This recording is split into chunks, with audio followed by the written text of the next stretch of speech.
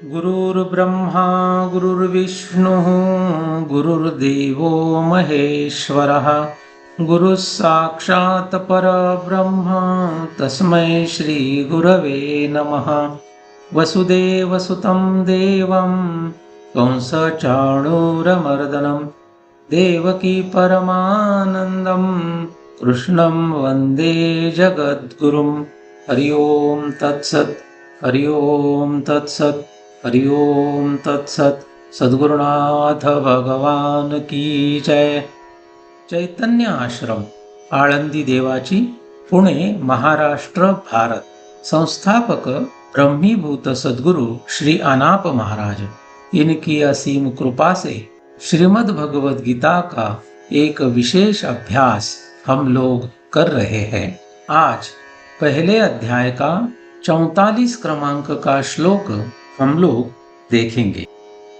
उत्सन्न कुलधर्माणां मनुष्याणां जनार्दन नरके नियतं वासो भवतीत्यनुशुश्रुम। इस श्लोक की अवतरणिका। कुलनाशक मनुष्यों का क्या हाल होता है, यह अर्जुन कहता है।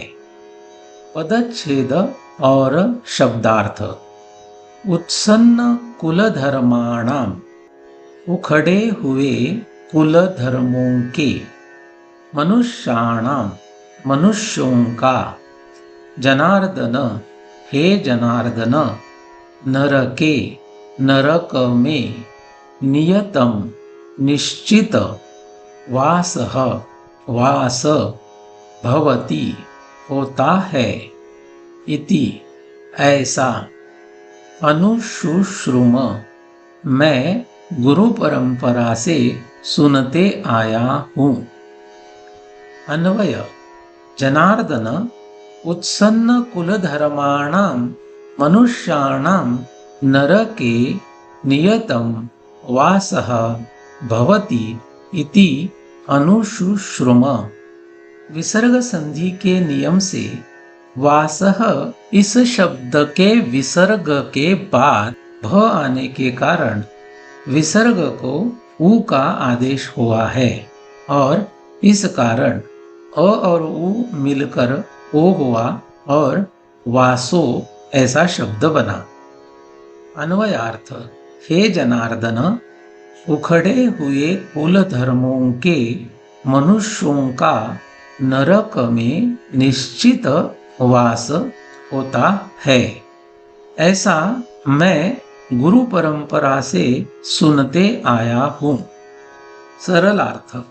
हे जनार्दन, उखड़े हुए माने कि नष्ट हुए कुल धर्मों के मनुष्यों का नरक में निश्चित वास होता है, ऐसा मैं गुरु परंपरा माने कि शास्त्र और महात्माओं से सुनते आया हूँ। यह जो श्लोक है उसमें पाठ भेद दिखाई देता है। दो अलग अलग मान्यताएं दिखाई देती है। पहली मान्यता जो हम लोगों ने अभी ऊपर श्लोक में देखी, वह नरके नियतम वासः भवति ऐसी है, जिसमें नरक में निश्चित वास होता है ऐसा अर्थ होता है। दूसरी मान्यता नरके नियतम वासः भवति ऐसी है, जिसमें नरके इस शब्द के बाद अवग्रह दिया है और इस कारण नरके अनियतम ऐसे दो शब्द यहाँ पर दिखाई दे रहे हैं और इस कारण अर्थ हुआ नरक में अनिश्चित समय तक वास होता है। तो अलग अलग मान्यताओं के ऊपर वाद विवाद नहीं करना चाहिए। दोनों अर्थ लेकर हम लोग इसके ऊपर सोच सकते हैं और इसका और ज्यादा अभ्यास कर सकते हैं। भगवान श्री ज्ञानदेव महाराज जी ने इस श्लोक के ऊपर जो अर्थ लिखा है उसको समझने की कोशिश करेंगे।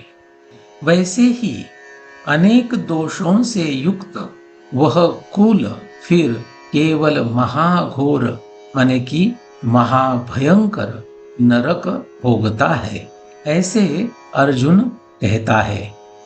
उस जगह माने कि नरक में गिर जाने से कल्प के अंत तक भी उस उलझन से वह कुल सुलझ नहीं पाता।